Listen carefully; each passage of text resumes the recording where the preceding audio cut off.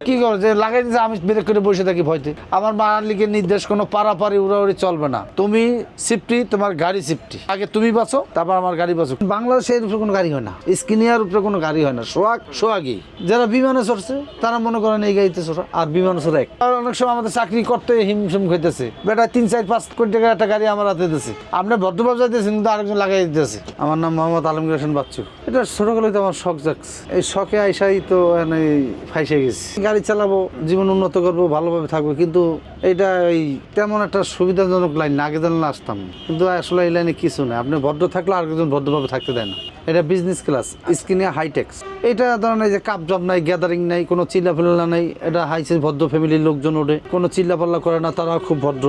আমরাও গাড়ি চালায় শান্তি পাই। যেরকম অন্য গাড়িতে চিল্লাপাল্লা হয়ে এই যাত্রীগুলো তেমন না, আমরা নিরিবিলি ধরেন 80 গতি 70-80 এইভাবে গাড়ি চালাই। তারাও টাইমের কোনো হিসাব করে না, তারা টাইমের সাথে আরাম বেশি বিশ্বাস। যারা এইসব সোহাগ কোম্পানিতে চাকরি নিতে চায় সবাই কিন্তু ড্রাইভার। কেউ আমার সাথে অনেক সিনিয়র ড্রাইভার আছে, অনেক ড্রাইভার আছে তারা 30-40 বছর গাড়ি চালায়, কিন্তু সোহাগে তা না। আপনার অবস্থা ঠিক আছে আসছেন, কিন্তু আমাদের হাতে আমরা আপনার মানুষ করে নেব। তারা ট্রেনিং দেয়, প্রশিক্ষণ দেয়, 15 দিন 1 মাস লাগে, যেদিন লাগে তারা আমাদের পিছিয়ে অনেক আর কি ব্যয়বহুল খরচা করে। এই গাড়িটা বাইর করলে তো অনেক খরচা, আমাদের ট্রেনিং দেয়, ক্লাস করায়। যদি ইন্টারভিউতে টেকেন তাহলে আপনি টিকবেন। বর্তমানে যে পরিস্থিতি, গাড়ি চালানোই কঠিন। এখন ড্রাইভারের অভাব নাই, ওই আওজানে না ভাওজানে আয় দেয় ভইরা। না আমরা তো যেই গাড়ি ছিল আমরা তো আর পারাপারি করতে পারি না ভাই।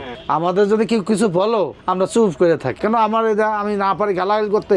আমার যে যাত্রী তারাও খুব ভালো, আমরাও ভালো, আমরা কেউ সাথে পারাপারি গালাগালি মারামারির ভিতরে যাই না। আমার মালিকের এক কথা, 6 ঘন্টা লেট যাবে, লাগলে আমার যাত্রী কোনো চিল্লাপাল্লা হলে আমি বুঝবো, কিন্তু পারাপারি উড়াউড়ি কোনো ধরনের কোনোভাবে কোনো রং ড্রাইভ করা যাবে না, কোনো রং ওভারটেক করা যাবে না। তারা আমার সালাম দেয় যে খুব সুন্দর ড্রাইভ হয়েছে, আমাদের দেরি হোক কোনো, কিন্তু নিরাপদে আসতে পারছি। আর গাড়িগুলো জার্নি করে আমরা মজা পাইছি, কোনো পারাপারি নাই, উড়াউড়ি নাই, কোনো কাম সৃষ্টি নাই। সোহাগ মানেই অন্যরকম পরিবেশ। গাড়ি চালাইছি অন্য জায়গায়, চালাই এখানে আসছি, আসার পর এখানে ট্রেনিং দিছি, তারপর ইন্টারভিউ দিছি, আমি ও কইছি, তারপর আমার চাকরি দিচ্ছি। ওই অটো রিক্সাই তো লাইফ শেষ।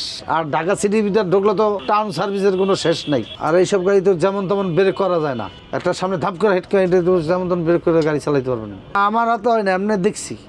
করিম মোটরস একটা গাড়ি, এই সামনে থেকে একদম তার 2 নম্বর সিট পর্যন্ত সামনে নাই, মাইরের লগে। এইটা হচ্ছে আপনার পদ্মা ব্রিজের উপরে, এটা হচ্ছে গেছে কালকে ঘটনা, টঙ্গী বেড়ায় রাস্তার যে গ্যাদারিং, গ্রামে অটো, ওই বাইর সাইডে অটো, ঢাকা শহরে তো অটো রিক্সা টাউন সার্ভিস জন্য এমন কিছু হয়ে গেছে। আপনি সতর্ক থাকলে আরেকদিন সতর্ক না, আমার সম্পদ থাকলে আমারও তো লাগবে, তাটা মালিকের লাগবে না কেন? আর রাখার মালিক আল্লাহ, আমরা উচিলে আমরা ওইভাবে চালাই ঠান্ডা মাথায়। যদি ওই ধরনের মন মানসিকতা আমাদের থাকতো তাহলে ধরেন এই গাড়িটার বয়স কিন্তু কম হয়নি, নর্মালি 10 বছর হয়েছে, কিন্তু দেখেন গাড়ি এখনো ফ্রেশ। সোহাগের গাড়ি কি ফ্রেশ ইনশাল্লাহ। আল্লাহর মধ্যে দেখবেন বাংলাদেশের ভিতরে সবচেয়ে দুর্ঘটনা কম একমাত্র সোহাগে, এছাড়া অন্য কোনো পরিবহন আপনি দেখবেন না।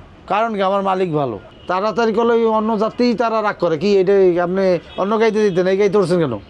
যাত্রী লাগে যায়, আমাকে আর কিছু বলা লাগে না।